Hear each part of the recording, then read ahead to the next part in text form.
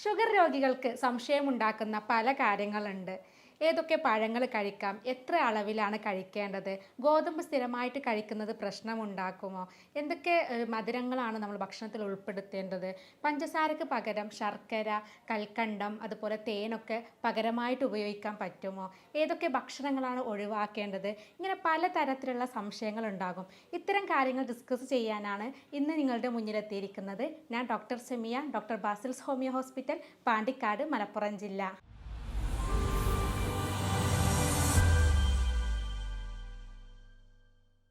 മധുരം കഴിച്ചുകൊണ്ട് പ്രമേഹം നമുക്ക് എങ്ങനെ കൺട്രോൾ ചെയ്യാമെന്ന് പല പ്രമേഹ രോഗികളും ആലോചിച്ചിട്ടുണ്ടാകും. സീറോ കാലോറി അടങ്ങിയിട്ടുള്ള പല പ്രോഡക്ട്സുകളും ഇന്ന് നമ്മുടെ മാർക്കറ്റുകളിൽ അവൈലബിൾ ആണ്. ഇത്തരം പ്രോഡക്ട്സുകൾ ഉപയോഗിക്കുമ്പോൾ നമ്മുടെ ഷുഗറിൻ്റെ അളവ് കൂടുകയും ഇല്ല, എന്നാൽ നമ്മൾ കഴിക്കുമ്പോൾ അത് നമുക്ക് കൂടുതൽ മധുരമുള്ളതായിട്ട് തോന്നാറുണ്ട്. ഇത്തരത്തിലുള്ള പലതരത്തിലുള്ള പ്രോഡക്ട്സുകളുണ്ട്. ഷുഗർ ഫ്രീ പ്രോഡക്ട്സുകളുണ്ട്, സൂക്രലോസ്, ആസ്പെർട്ടൈം പോലെയുള്ള പല പേരുകളിൽ ഇത്തരത്തിലുള്ള പ്രോഡക്ട്സുകളുണ്ട്. അതുപോലെ തന്നെ സീറോ കാലോറി വരുന്ന മറ്റൊരു പ്രോഡക്റ്റാണ് സ്റ്റീവിയ എന്ന് പറയുന്നത്. ഈ സ്റ്റീവിയ എന്ന് പറയുന്നത് ഒരു സസ്യത്തിൻ്റെ ഇലയാണ്. ഇതിൽ നിന്നുണ്ടാക്കുന്ന ഒരു വൈറ്റ് പൗഡർ നമുക്ക് പഞ്ചസാരക്ക് പകരം ഉപയോഗിക്കാൻ പറ്റുന്ന ഒരു മധുരമാണ്. ഇത് കഴിക്കുമ്പോൾ നമുക്ക് ഷുഗറിൻ്റെ അളവ് കൂടുകയില്ല, എന്നാൽ പ്രമേഹ രോഗികൾക്ക് ഷുഗർ വേണമെന്ന്, മധുരം വേണമെന്ന് നിർബന്ധമുള്ളവർക്ക് ഇത് ഉപയോഗിക്കുകയും ചെയ്യാം. പല ആളുകളും ഇൻ്റർമീഡിയറ്റ് ഫാസ്റ്റിംഗ് ചെയ്യുന്നവരെ, അതുപോലെ തന്നെ കലോറി ലൂസ് ചെയ്യാൻ വേണ്ടിയിട്ട് അമിത വണ്ണമുള്ള ആളുകളൊക്കെ ഈ പ്രോഡക്ട്സ് ഉപയോഗിക്കാറുണ്ട്. ഇതിന് വില കൂടുതലാണെങ്കിൽ പോലും ഇത്തരം പ്രോഡക്ട്സുകൾ ഉപയോഗിക്കുന്നത് കൊണ്ട് തന്നെ മധുരം ഒഴിവാക്കാൻ ബുദ്ധിമുട്ടുള്ളവർക്ക് ഇത് ഹെൽപ്പ് ചെയ്യാറുണ്ട്. ഷുഗർ രോഗികൾക്ക് എപ്പോഴും ഉണ്ടാകുന്ന ഒരു സംശയമാണ് പഞ്ചസാരക്ക് പകരം ശർക്കര ഉപയോഗിക്കാവോ എന്നുള്ളത്. പല പേഷ്യൻസും ചെയ്യുന്നത് കണ്ടിട്ടുണ്ട്. പഞ്ചസാരക്ക് പകരം ശർക്കര ഉപയോഗിക്കുക, അല്ലെങ്കിൽ തേൻ ഉപയോഗിക്കുക, അതല്ലെങ്കിൽ കൽക്കണ്ടം ഉപയോഗിക്കുക, ഇവയൊക്കെ. എന്നാൽ പഞ്ചസാര പോലെ തന്നെ ഏറ്റവും അപകടകരമായിട്ടുള്ള ഒന്നാണ് ശർക്കര, അതുപോലെ തന്നെ കൽക്കണ്ടം, തേൻ ഇവയൊക്കെ. പഞ്ചസാര ഒഴിവാക്കുന്നത് പോലെ തന്നെ ഒഴിവാക്കേണ്ടത് ഒന്നാണ്. കാരണം ഇത് കഴിച്ചു കഴിഞ്ഞിട്ടുണ്ടെങ്കിലും നമ്മുടെ രക്തത്തിൽ ഷുഗറിൻ്റെ അളവ് കൂടാൻ സാധ്യതയുണ്ട്. പല പേഷ്യൻസും ഒ പിയിൽ വന്നിട്ട് ചോദിക്കാറുണ്ട്, ഡോക്ടറെ ചോറ് പൂർണ്ണമായിട്ട് ഒഴിവാക്കണോ എന്നുള്ളത്. എന്നാൽ ചോറ് പൂർണ്ണമായിട്ട് ഒഴിവാക്കേണ്ടതില്ല. നമ്മൾ ചോറാണെങ്കിലും അതുപോലെ തന്നെ ചപ്പാത്തി ആണെങ്കിലും നമ്മൾ കഴിക്കുന്ന അളവിനനുസരിച്ചാണ് നമ്മളത് ശ്രദ്ധിക്കേണ്ടത്. ഒരു കപ്പ് ചോറിൽ നിന്ന് നമുക്ക് 85 കാലോറി ഊർജ്ജമാണ് കിട്ടുന്നത്. അതേ സെയിം എമൗണ്ട് തന്നെയാണ് നമുക്ക് ഒരു ഇടത്തരം ചപ്പാത്തി നമ്മൾ കഴിക്കുന്നതും. അപ്പം അതുകൊണ്ട് തന്നെ ഒരു കപ്പ് ചോറ് കഴിക്കുന്ന അതേ എഫക്റ്റ് തന്നെയാണ് ഒരു ചപ്പാത്തി കഴിക്കുമ്പോഴും നമുക്ക് കിട്ടുന്നത്. അപ്പോൾ ചപ്പാത്തി കഴിക്കാൻ ബുദ്ധിമുട്ടുള്ളവർക്കൊക്കെ ഒരു കപ്പ് ചോറ് കഴിക്കുന്നത് കൊണ്ട് പ്രശ്നമില്ല. എന്നാൽ ചോറ് ഒഴിവാക്കാൻ പറയുന്നത്, ചോറ് കഴിക്കുന്ന സമയത്ത് നമുക്ക് കൂടുതൽ കഴിക്കാനുള്ളൊരു ടെൻഡൻസി വരുന്നുണ്ട്. എന്നാൽ ഗോതമ്പ് കഴിക്കുമ്പോൾ നമുക്ക് അത്തരത്തിലുള്ള ടെൻഡൻസി കുറവായിരിക്കും. അതുകൊണ്ടാണ് ഗോതമ്പ് ചോറിന് പകരം ഗോതമ്പാക്കാൻ പറയുന്നത്. നമ്മൾ കഴിക്കുന്ന ഭക്ഷണം എപ്പോഴും ബാലൻസ്ഡ് ആയിരിക്കണം. ഈ ചോറിൻ്റെ കൂടെ തന്നെ കൂടുതലായിട്ട് നാരുകൾ അടങ്ങിയിട്ടുള്ള ഫുഡുകളും ഉൾപ്പെടുത്തണം. കാരണം കൂടുതൽ നാരുകൾ ഉപയോഗിക്കുമ്പോൾ അത് നമ്മുടെ രക്തത്തിലുള്ള ഷുഗറിൻ്റെ അളവ് കുറക്കാൻ വേണ്ടിയിട്ട് സഹായിക്കും. അതുപോലെ തന്നെ ഇതിൻ്റെ കൂടെ പ്രോട്ടീൻ കൂടുതൽ അടങ്ങിയിട്ടുള്ള ഫുഡ് കഴിക്കുന്നതും നല്ലതാണ്. അതുപോലെ കടല, പരിപ്പ്, അതുപോലെ തന്നെ പയറുവർഗ്ഗങ്ങളൊക്കെ ഇതിൻ്റെ കൂടെ കഴിക്കുമ്പോൾ അത് ബാലൻസ്ഡ് ഡയറ്റായിട്ട് മാറുകയും ചെയ്യും. അതുപോലെ തന്നെ മത്സ്യങ്ങൾ കഴിക്കുന്നതും നല്ലതാണ്. മത്തി, ചാള, ചൂര പോലെയുള്ള ഒമേഗ 3 ഫാറ്റി ആസിഡുകൾ അടങ്ങിയിട്ടുള്ള മത്സ്യങ്ങളാണ് കൂടുതലായിട്ട് ഉൾപ്പെടുത്തേണ്ടത്. എന്നാൽ കൊഴുപ്പ് കൂടുതൽ അടങ്ങിയിട്ടുള്ള ഞണ്ട്, ചെമ്മീൻ, കൂന്തൾ, കടുക്ക ഇങ്ങനെയുള്ള മത്സ്യങ്ങളൊക്കെ ഒഴിവാക്കുന്നതാണ് പ്രമേഹ രോഗികൾക്ക് ഏറ്റവും നല്ലത്. അതുപോലെ തന്നെ നാരുകൾ കൂടുതൽ അടങ്ങിയിട്ടുള്ള പച്ചക്കറികൾ, ബീൻസ്, പാവക്ക, വെണ്ടക്ക, കോവക്ക ഇങ്ങനെയുള്ള കൂടുതലായിട്ട് നാരുകൾ അടങ്ങിയിട്ടുള്ള പച്ചക്കറികൾ ഉപയോഗിക്കുന്നത് നല്ലതാണ്. അതുപോലെ മണ്ണിനടിയിൽ അടങ്ങിയിട്ടുള്ള ഫുഡുകൾ, ചേന, ചേമ്പ്, മരച്ചീനി, ഉരുളക്കിഴങ്ങ്, ബീട്രൂട്ട്, ക്യാരറ്റ് ഇങ്ങനെ മണ്ണിനടിയിലുള്ള ഫുഡുകൾ ഒഴിവാക്കുന്നതാണ് ഏറ്റവും നല്ലത്. കാരണം ഇതിൽ കാർബോഹൈഡ്രേറ്റ്സ് കൂടുതലായിട്ട് കണ്ടുവരുന്നുണ്ട്. അതുകൊണ്ട് തന്നെ പല പേഷ്യൻസും ഒ പിയിൽ വന്നിട്ട് ചോദിക്കാറുണ്ട് എന്തൊക്കെ ഭക്ഷണങ്ങളാണ് ഒഴിവാക്കേണ്ടതെന്നുള്ളത്. അപ്പോൾ ഇത്തരത്തിലുള്ള മണ്ണിനടിയിലുള്ള ഫുഡുകളൊക്കെ പൂർണ്ണമായിട്ട് തന്നെ ഒഴിവാക്കണം. പ്രമേഹ രോഗികൾ ഷുഗർ പോലെ തന്നെ ഒഴിവാക്കേണ്ട ഒന്നാണ് കൊഴുപ്പ് എന്ന് പറയുന്നത്. കാരണം കൂടുതലായിട്ട് നമ്മുടെ ശരീരത്തിൽ കൊഴുപ്പ് എത്തിക്കഴിഞ്ഞിട്ടുണ്ടെങ്കിൽ അത് ഇൻസുലിൻ്റെ പ്രതിരോധത്തെ ബാധിക്കും. ഇങ്ങനെ ഇൻസുലിൻ്റെ പ്രതിരോധത്തെ ബാധിച്ചു കഴിഞ്ഞിട്ടുണ്ടെങ്കിൽ അത് കറക്റ്റായിട്ട് അതിൻ്റെ പ്രവർത്തനം നടക്കാതെ വരികയും നമ്മുടെ ഷുഗറിൻ്റെ അളവ് കൂടാൻ സാധ്യതയുണ്ട്. അപ്പോൾ അതുകൊണ്ട് തന്നെ കൂടുതലായിട്ട് വറുത്തതും പൊരിച്ചതുമായിട്ടുള്ള ഫുഡുകൾ, അതുപോലെ തന്നെ ബേക്കറി ഐറ്റംസുകൾ, എണ്ണയിൽ വറുത്തതും പൊരിച്ചതായിട്ടുള്ള ഫുഡുകൾ, ഇങ്ങനെയുള്ള കൊഴുപ്പടങ്ങിയിട്ടുള്ള ഫുഡുകളൊക്കെ പൂർണ്ണമായിട്ട് ഒഴിവാക്കുന്നതാണ് പ്രമേഹ രോഗികൾക്ക് ഏറ്റവും നല്ലത്.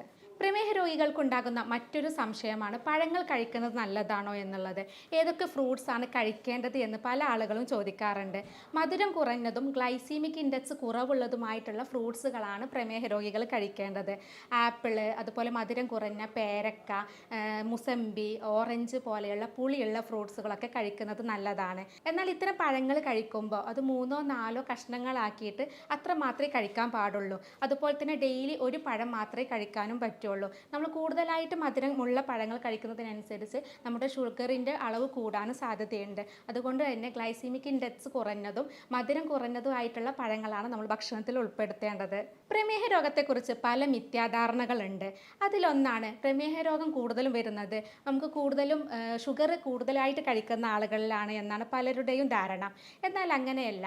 പല ആളുകളോടും നമ്മൾ ഷുഗർ കൺട്രോൾ ചെയ്യാനോ അല്ലെങ്കിൽ ഷുഗർ ചെക്ക് ചെയ്യാനോ ഒക്കെ പറഞ്ഞു കഴിഞ്ഞിട്ടുണ്ടെങ്കിൽ അവർ പറയും ഞങ്ങൾ ഷുഗർ കഴിക്കാത്ത ആളുകളാണ്, പഞ്ചസാര കുറവാണ് കഴിക്കുന്നത് എന്നൊക്കെ പറയാറുണ്ട്. എന്നാൽ അങ്ങനെയല്ല. നമുക്ക് കൂടുതലായിട്ട് പുറത്തുനിന്നുള്ള ഭക്ഷണം കഴിക്കുന്ന ആളുകൾ, സെഡൻറ്ററി ഹാബിറ്റ്സ് ഉള്ള ആളുകളിൽ, വ്യായാമക്കുറവ്, അമിതവണ്ണമുള്ള ആളുകളിൽ, ഇരുന്ന് ജോലി ചെയ്യുന്ന ആളുകളിലൊക്കെ ഷുഗർ വരാനുള്ള സാധ്യത വളരെ കൂടുതലാണ്. അപ്പോൾ അതുകൊണ്ട് തന്നെ ഇത്തരം ആളുകൾ, ഈ സെഡൻറ്ററി ഹാബിറ്റ്സ് ഉള്ള ആളുകളും ഇരുന്ന് ജോലി ചെയ്യുന്ന ആളുകളൊക്കെ നമുക്ക് ഒരു വർഷത്തിലെങ്കിലും ഷുഗർ നോക്കുന്നത് നല്ലതാണ്. കാരണം ഇത്ര ആളുകളിലും ഷുഗർ വരാനുള്ള സാധ്യതയുണ്ട്. നമുക്ക് മധുരം കഴിക്കുന്നത് കൊണ്ട് മാത്രമല്ല ഷുഗർ വരുന്നത്. അതുപോലെ തന്നെ നമ്മുടെ ഫാമിലിയിൽ നമ്മുടെ അച്ഛനോ അമ്മയ്ക്കോ ആർക്കെങ്കിലും ഷുഗറിൻ്റെ പ്രോബ്ലം ഉണ്ടെങ്കിൽ അങ്ങനെ നമുക്ക് ഷുഗർ വരാനുള്ള സാധ്യതയുണ്ട്. അപ്പോൾ അതുകൊണ്ട് തന്നെ ഇത്തരത്തിൽ ജെനറ്റിക്സ് ആയിട്ട് അല്ലെങ്കിൽ ഫാമിലി ഹിസ്റ്ററി ഒക്കെ ഉള്ള ആളുകളാണെങ്കിൽ അവരും വർഷത്തിൽ ഒരിക്കൽ ഷുഗറിൻ്റെ അളവ് നോക്കുന്നത് നല്ലതാണ്. മറ്റൊരു മിഥ്യാധാരണ എന്ന് പറയുന്നത് നമ്മുടെ പ്രമേഹത്തിൻ്റെ മരുന്ന് കഴിക്കുന്നതിലാണ്. കൂടുതൽ ആളുകളും ചോദിക്കാറുണ്ട് ഡോക്ടർ ഇത് ലൈഫ് ലോങ് മെഡിസിൻ എടുക്കേണ്ടി വരുമോ എന്ന് ചോദിക്കാറുണ്ട്. എന്നാൽ നമ്മുടെ ട്രീറ്റ്മെൻറ്റിൽ ഇത് പൂർണ്ണമായിട്ട് തന്നെ മാറ്റിയെടുക്കാൻ പറ്റാറുണ്ട്. എന്നാൽ ഫാമിലി ഹിസ്റ്ററി ഒക്കെ ഉള്ള ആളുകളിലാണെങ്കിൽ നമുക്ക് സ്ഥിരമായിട്ട് മെഡിസിൻ എടുക്കേണ്ടി വരാറുമുണ്ട്. കാരണം അങ്ങനെയുള്ള ആളുകളിൽ നമുക്ക് കൺട്രോൾ ചെയ്ത് കഴിഞ്ഞാലും കുറച്ച് കാലങ്ങൾ കഴിയുമ്പോൾ വീണ്ടും ഷുഗറിൻ്റെ കണ്ടന്റ് കൂടുതലായിട്ട് വരുന്നുണ്ട്. അപ്പോൾ അതുകൊണ്ട് തന്നെ ഇത്തരത്തിലുള്ള ഫാമിലി ഹിസ്റ്ററി ഉള്ള ആളുകളാണെങ്കിൽ ലൈഫ് ലോങ് ചിലപ്പോൾ മെഡിസിൻ എടുക്കേണ്ടി വരും.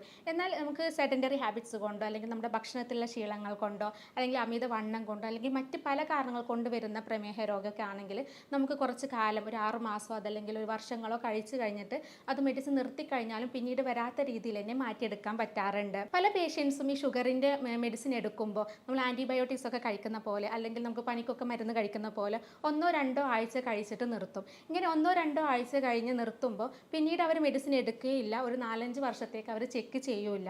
പിന്നെ കുറേ വർഷങ്ങൾ കഴിഞ്ഞിട്ട് എന്തെങ്കിലും സിവിയർ ആയിട്ട് എന്തെങ്കിലും ഇൻഫെക്ഷനൊക്കെ വന്ന് ഹോസ്പിറ്റലിലൊക്കെ അഡ്മിറ്റ് ആകുമ്പോഴായിരിക്കും അവർക്ക് മുന്നേ ഷുഗർ ഉള്ളതും അതുപോലെ മരുന്ന് കഴിച്ചതൊക്കെ ഓർമ്മ വരുന്നത്. അതല്ലെങ്കിൽ നമ്മുടെ കിഡ്നിയോ അല്ലെങ്കിൽ നമ്മുടെ കണ്ണിൻ്റെ കാഴ്ചക്കുറവോ അങ്ങനെ എന്തെങ്കിലും ബുദ്ധിമുട്ട് വരുമ്പോഴായിരിക്കും അവർ ഷുഗർ ഉള്ളത് കൂടുതൽ മനസ്സിലാക്കുന്നത്. അപ്പോൾ അതുകൊണ്ട് തന്നെ ഇത്തരത്തിൽ നമുക്ക് ഷുഗർ ഒരു പ്രാവശ്യം സ്റ്റാർട്ട് ചെയ്ത് കഴിഞ്ഞാൽ മെഡിസിൻ സ്റ്റാർട്ട് ചെയ്ത് കഴിഞ്ഞാൽ ഡോക്ടറുടെ നിർദ്ദേശപ്രകാരം അല്ലാതെ ഒരിക്കലും നമ്മൾ മെഡിസിൻ നിർത്തരുത്. പല ആളുകളും മെഡിസിൻ നിർത്തിയിട്ട് നമുക്ക് ഫുഡ് കൺട്രോൾ ചെയ്ത് കൊണ്ടുപോകാം എന്ന് വിചാരിക്കും. അത് 1-2 ദിവസത്തേക്ക് ഉണ്ടാകും അല്ലെങ്കിൽ 2-3 മാസത്തേക്ക് ഉണ്ടാകും. പിന്നീട് അവർ സ്ഥിരമായിട്ട് എങ്ങനെയാണോ ഭക്ഷണം കഴിക്കുന്നത് അതുപോലെ തന്നെ കഴിച്ചു പോവുകയും ചെയ്യും.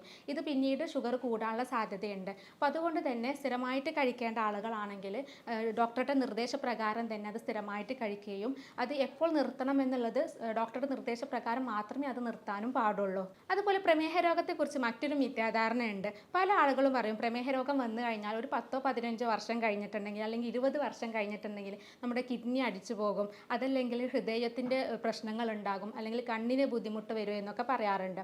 എന്നാൽ അങ്ങനെ എല്ലാവരിലും ഇത് വരണമെന്നില്ല. കാരണം നമുക്ക് എത്ര കാലയളവിലാണ് ഷുഗർ ഉണ്ടായിരുന്നത്, അത് എത്രത്തോളം കൺട്രോൾ ആയിരുന്നു എന്നതിനനുസരിച്ചിട്ടാണ് നമുക്ക് വരുന്ന കോംപ്ലിക്കേഷൻസ്. ഇപ്പോൾ കൂടുതൽ കൺട്രോൾ ചെയ്യാതെ നടക്കുന്ന ആളുകളാണെങ്കിൽ അവർക്കിത് കോംപ്ലിക്കേഷൻസ് വരാനുള്ള സാധ്യത വളരെ കൂടുതലാണ്. മെഡിസിനൊന്നും എടുക്കുന്നില്ല, ഭക്ഷണവും കൺട്രോൾ ആക്കുന്നില്ല. അങ്ങനെയുള്ളവർക്ക് പെട്ടെന്ന് തന്നെ 10 കൊല്ലമൊക്കെ ആകുമ്പോഴേക്കും കിഡ്നിയിലോ അല്ലെങ്കിൽ കണ്ണിനോ ഒക്കെ ബുദ്ധിമുട്ട് വരാനുള്ള സാധ്യതയുണ്ട്. അപ്പോൾ അതുകൊണ്ട് തന്നെ ഇത്തരത്തിൽ കൺട്രോൾ ഇല്ലാതെ ചെയ്യുന്ന ആളുകളിൽ മാത്രമേ നമുക്ക് കോംപ്ലിക്കേഷൻസിലേക്ക് അത് പോകാറുള്ളൂ. എന്നാൽ സ്ഥിരമായിട്ട് മെഡിസിൻ കഴിക്കുന്നുണ്ട്, ഒപ്പം ഇതിൻ്റെ കൂടെ ഭക്ഷണമൊക്കെ കൺട്രോൾ ചെയ്യുന്ന ആളുകൾക്ക് ഇത്തരത്തിലുള്ള കോംപ്ലിക്കേഷൻസ് ഒന്നും കാണാറില്ല. ഷുഗർ ഉള്ള ആളുകളോട് പല ആളുകളോടും കണ്ണൊക്കെ ടെസ്റ്റ് ചെയ്യാൻ പറയുമ്പോൾ അവർ പറയും ഡോക്ടർ എനിക്ക് കാഴ്ചക്ക് പ്രശ്നമൊന്നുമില്ല, പിന്നെ എന്തിനാ ചെക്ക് ചെയ്യുന്നതെന്ന് പറയാറുണ്ട്. എന്നാൽ ഷുഗറിന് കൂടുതൽ വരുന്നത് നമ്മുടെ റെറ്റിനയിൽ വരുന്ന മാറ്റങ്ങളാണ് ഷുഗർ ഉള്ള ആളുകൾക്ക് വരിക. അപ്പോൾ അതുകൊണ്ടാണ് അത് കണ്ണ് ചെക്ക് ചെയ്യാൻ പറയുന്നത്. അത് കാഴ്ച മാത്രമല്ല ബാധിക്കുന്നത്, അതിൻ്റെ കൂടെ നമ്മുടെ റെറ്റിന എന്ന അവയവത്തിന് പല പ്രശ്നങ്ങൾ ഉണ്ടാക്കുന്നത് കൊണ്ടാണ് ഷുഗർ ഉള്ള ആളുകൾ ഇടയ്ക്കിടയ്ക്കായിട്ട് കണ്ണ് ടെസ്റ്റ് ചെയ്യണമെന്ന് പറയുന്നത്. അതുപോലെ തന്നെ കിഡ്നിയിലുള്ള ക്രിയാറ്റിനിൻ, യൂറിയ പോലെയുള്ള റീനൽ ഫംഗ്ഷൻ ടെസ്റ്റുകൾ ചെയ്യുന്നതും നല്ലതാണ്. ഷുഗർ ഒരിക്കലും വരാതിരിക്കാൻ വേണ്ടിയിട്ട് നമ്മൾ സ്ഥിരമായിട്ട് കഴിക്കേണ്ട ചില ഫുഡുകളുണ്ട്. അവ എന്തൊക്കെയാണെന്നുള്ളത് നോക്കാം. അതിലൊന്നാമത് പറയുന്നത് പാവയ്ക്കയാണ്. പാവയ്ക്കയിൽ കൂടുതലായിട്ട് നാരുകൾ ഉള്ളത് കൊണ്ട് തന്നെ അത് നമ്മുടെ രക്തത്തിലുള്ള ഷുഗറിൻ്റെ അളവ് കുറക്കാൻ വേണ്ടിയിട്ട് സഹായിക്കാറുണ്ട്. പാവയ്ക്കയിൽ അടങ്ങിയിട്ടുള്ള വിസിന്, പോളിപെപ്റ്റൈഡ് പി പറയുന്ന ഘടകങ്ങൾ ഇത് നമ്മുടെ ശരീരത്തിലുള്ള പാൻക്രിയാസിലുള്ള ബീറ്റ കോശങ്ങളെ കൂടുതലായിട്ട് ഉത്തേജിപ്പിക്കും. അതുകൊണ്ട് തന്നെ ഇൻസുലിൻ്റെ പ്രവർത്തനമൊക്കെ മെച്ചപ്പെടുത്താൻ വേണ്ടിയിട്ട് സഹായിക്കുന്ന ഒന്നാണ് പാവക്ക എന്ന് പറയുന്നത്. അതുപോലെ തന്നെ നമ്മുടെ സ്കെൽട്ടൻ മസിൽസുകളുടെ ഗ്ലൂക്കോസിൻ്റെ ഉപയോഗം കൂടുതലാകും. ഇങ്ങനെ വരുമ്പോഴും നമ്മുടെ രക്തത്തിലുള്ള ബ്ലഡിലുള്ള ഗ്ലൂക്കോസിൻ്റെ അളവ് കുറയുകയും ചെയ്യും. അതുകൊണ്ട് തന്നെ പാവക്ക നമ്മൾ ഡെയിലി ഉപയോഗിക്കുന്നത് ഷുഗർ വരാതിരിക്കാനും വന്നവരിൽ ഇത് കൺട്രോൾ ചെയ്യാനും വേണ്ടിയിട്ട് ഇത് സഹായിക്കാറുണ്ട്. അതുപോലെ സ്ഥിരമായിട്ട് കഴിക്കേണ്ട ഒന്നാണ് കോവക്ക എന്ന് പറയുന്നത്. പല പഠനങ്ങളും പറയുന്നുണ്ട് പ്രകൃതിദത്തമായിട്ടുള്ള ഒരു ഇൻസുലിനാണ് കോവക്ക എന്ന് പറയുന്നത്. കോവക്കയിൽ കൂടുതലായിട്ട് നാരുകൾ ഉള്ളത് കൊണ്ട് തന്നെ ഇത് കഴിക്കുന്നതും ഷുഗർ കൺട്രോൾ ചെയ്യാൻ സഹായിക്കും. അതുപോലെ തന്നെ ഗ്ലൈസീമിക് ഇൻഡെക്സ് കുറവുമാണ്. ഇപ്പോൾ നമ്മുടെ വീടുകളിലൊക്കെ സുലഭമായിട്ട് കിട്ടുന്ന, നമ്മുടെ നാട്ടിൻപുറങ്ങളിലൊക്കെ കൂടുതലായിട്ട് കിട്ടുന്ന ഒന്നാണ് കോവക്ക. അതുകൊണ്ട് നമുക്ക് പേടി കൂടാതെ തന്നെ കഴിക്കാൻ പറ്റുന്ന, ഷുഗർ രോഗികൾക്ക് വളരെ നല്ലതായിട്ടുള്ള ഒന്നാണ് കോവക്ക എന്ന് പറയുന്നത്. അതുപോലെ ഷുഗർ വരാതിരിക്കാൻ വേണ്ടിയിട്ട് സഹായിക്കുന്ന ഒന്നാണ് ഓട്സ്. ഓട്സ് സ്ഥിരമായിട്ട് നമ്മൾ ഭക്ഷണത്തിൽ ഉൾപ്പെടുത്തുന്നത് നല്ലതാണ്. ഇതിലടങ്ങിയിട്ടുള്ള ബീറ്റ ഗ്ലൂക്കോൺ എന്ന് പറയുന്ന അലിയുന്ന നാരുകൾ ഷുഗറിൻ്റെ അളവ് കുറക്കാൻ വേണ്ടിയിട്ട് സഹായിക്കും. പക്ഷേ ഓട്സ് ഉണ്ടാക്കുന്ന സമയത്ത് നമ്മൾ കൂടുതലായിട്ട് കുറുക്കുന്നതും അല്ലെങ്കിൽ വെള്ളം ചേർത്തിട്ട് കുറുക്കുന്നതും അത്ര നല്ലതല്ല. നേർപ്പിച്ച പാലിൽ ഓട്സ് കുറുക്കുന്നതാണ് ഏറ്റവും നല്ലത്. ഇതാണ് കൂടുതലായിട്ട് എഫക്റ്റ് ആയിട്ട് വരുന്നതും.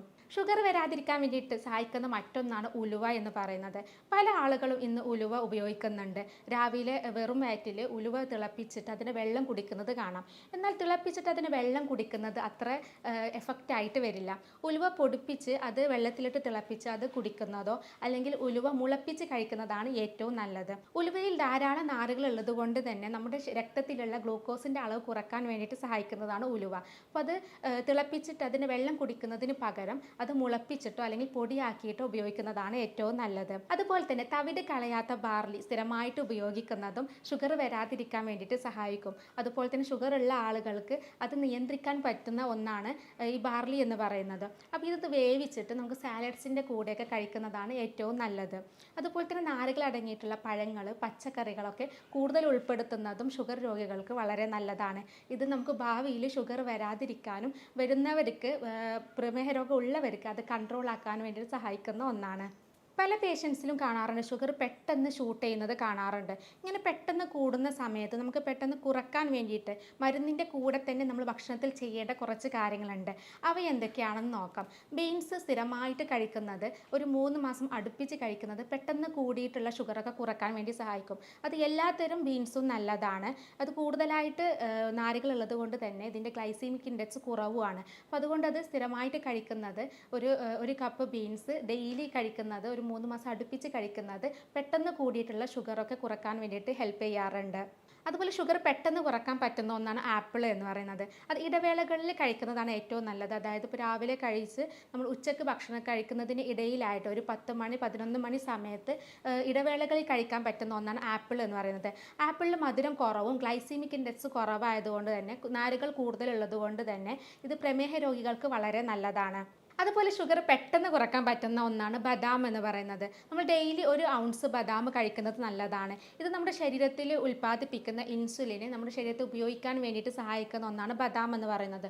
അപ്പോൾ അത് സ്ഥിരമായിട്ട് കഴിക്കുമ്പോൾ നമ്മുടെ ശരീരത്തിലുള്ള രക്തത്തിൽ ഉണ്ടാകുന്ന ഷുഗറിൻ്റെ അളവൊക്കെ നമുക്ക് കുറക്കാൻ വേണ്ടിയിട്ട് സഹായിക്കും. അതുപോലെ തന്നെ ഷുഗർ പെട്ടെന്ന് ഷൂട്ട് ചെയ്യുന്ന ആളുകൾക്ക് സ്ഥിരമായിട്ട് കഴിക്കാൻ പറ്റുന്ന ഒന്നാണ് ചീര, അതുപോലെ തന്നെ ചിയ സീഡ്സ്. ഇതൊക്കെ ഡെയിലി കഴിക്കുന്നതും നല്ലതാണ്. ഇതിൻ്റെ കൂടെ തന്നെ നേരത്തെ പറഞ്ഞ പോലെ നമ്മൾ ഷുഗർ വരാതിരിക്കാൻ വേണ്ടിയിട്ട് കഴിക്കേണ്ട ചില ഫുഡുകൾ പറഞ്ഞു. പാവക്ക, കോവക്ക, ഓട്സ് ഇങ്ങനെയുള്ള ഫുഡുകൾ, ഉലുവ, ഇതൊക്കെ നമുക്ക് ഡെയിലി കഴിക്കുന്നത് പെട്ടെന്ന് കൂടുതലായിട്ടുള്ള ഷുഗറൊക്കെ കുറക്കാൻ വേണ്ടിയിട്ട് സഹായിക്കുന്ന ഒന്നാണ്. അതുപോലെ തന്നെ ഷുഗറിൻ്റെ അളവ് കൺട്രോൾ ചെയ്യാൻ വേണ്ടിയിട്ട് സഹായിക്കുന്ന ഒന്നാണ് ബ്ലൂബെറി എന്ന് പറയുന്നത്.